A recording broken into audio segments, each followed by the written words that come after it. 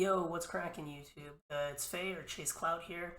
This past weekend I had a chance to play in the remote Duel Extravaganza. Played two Winamats in day one, got my tour guide mat, played the main event day two, got top four with Dogmatika Eldlich. I was pretty surprised to find out how many people think the deck sucks now. In my playtesting group, a bunch of us play the deck, so I've been working on it for a few months. I feel like I always think the deck is really strong, and people just aren't prepared to deal with set 5 pass in the current meta. Um, but yeah, we'll go into kind of my decision making as I was building the deck. First of all, a huge shout out to Pack. A lot of this is inspired by the deck that he ran at the last Extravaganza. He was a huge inspiration in convincing me to cut the Cursed Eldland, which is a terrible card in my testing, but I was way too scared to cut it because it felt like I was going to lose consistency. Huge shout out to all the boys at Super Dreadnought TCG. We always play test and play friendlies in Discord, and they were really helpful in helping me make a few of these key decisions. I'm going to go ahead and leave a link in the description if anyone ever wants to just play test against me. I'm usually around. But yeah, let's go ahead and get into the list. We played 2 Lord, pretty standard, not going to need to explain that one. 1 Ecclesia. I really like this new like Nadir at 3, Ecclesia at 1, and like 2 to 3 punishment that people are doing. I think it's really consistent, and honestly, it's the best way to play any like trap deck with Dogmatika. I don't think Fleur is very good in this list, because you don't really go into extra deck on your first turn, and it makes it so that you have to rely on your opponent's special summoning from the extra deck before you can even make Fleur negate live. So overall, I would not consider any of the other Dogmatika cards. 3 Gamma and 1 Driver. In my testing, I also tried out Super Polymerization because there is a little bit of flexibility in the extra deck.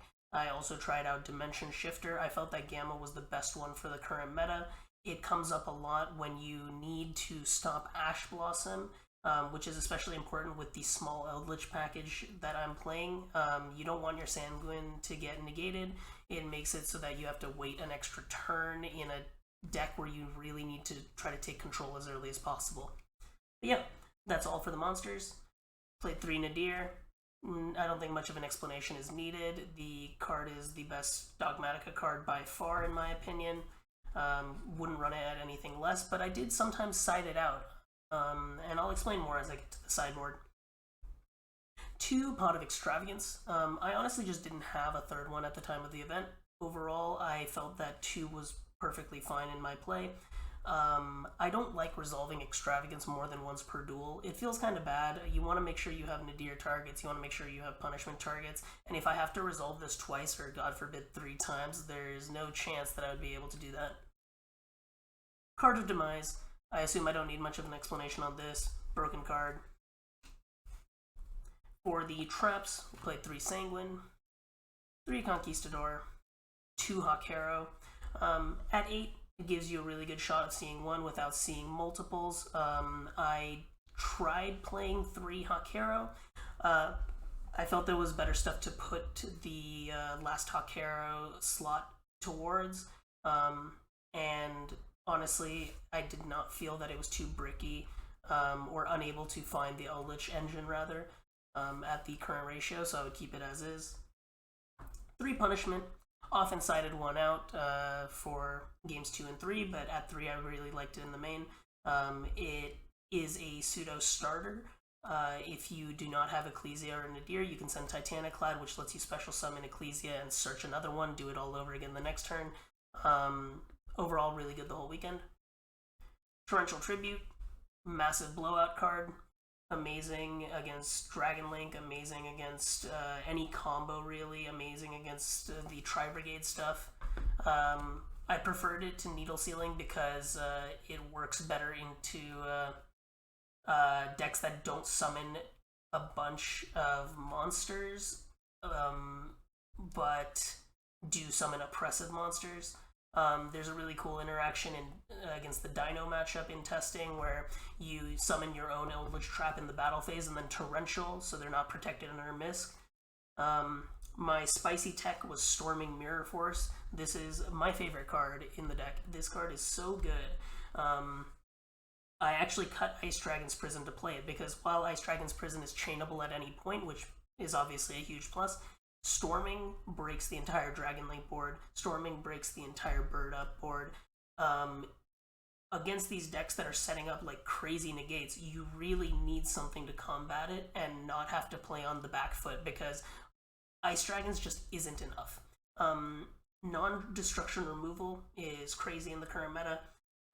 Non-targeting as well. It just performed super well the whole weekend. 3 strike and 3 broken line. You gotta have cards that can end chains. The strike and broken line were great all weekend. In testing, I found that I didn't actually like broken line too much. Glad I kept it in. Broken line is super crucial when you're forced to go second against combo decks. And so we ran 6 cards that break the board and 6 cards that end the chain. And so between these two, or between these two piles rather, you just need to draw 1 of each, and you can break any board that any combo deck sets up. And at 6 apiece, it was really easy to find, which is why I felt that I had such a good record into Tri Brigade going second, as well as Dragon Link going second.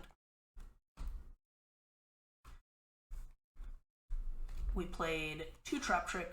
I was originally testing it at 3. There are some situations in which if you cannot find your Eldlich engine, Trap Trick can banish Sanguine and get you started that way.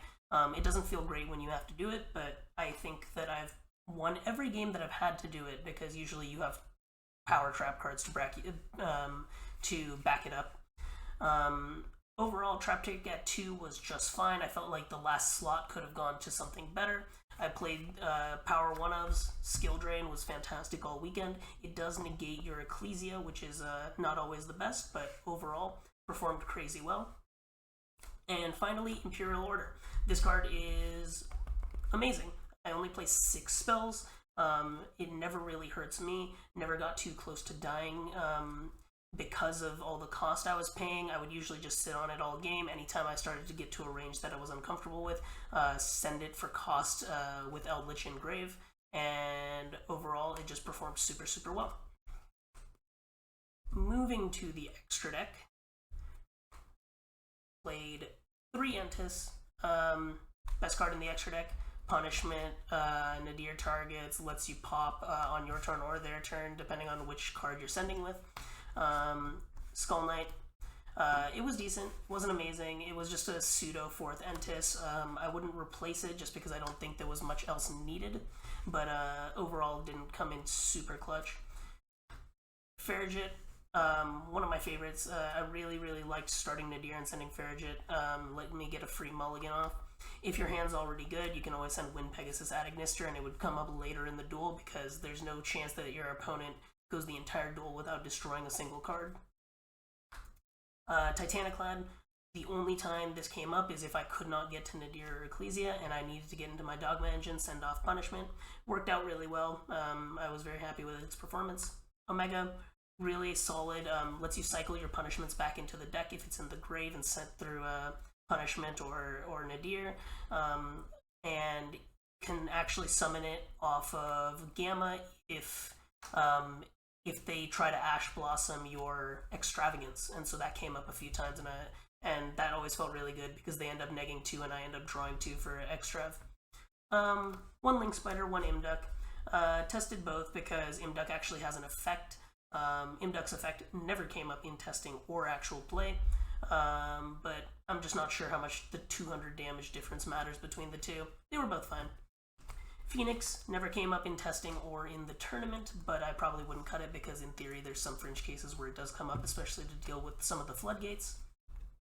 BLS came up once in tourney, came up a bunch in practice. I was a fan of its performance.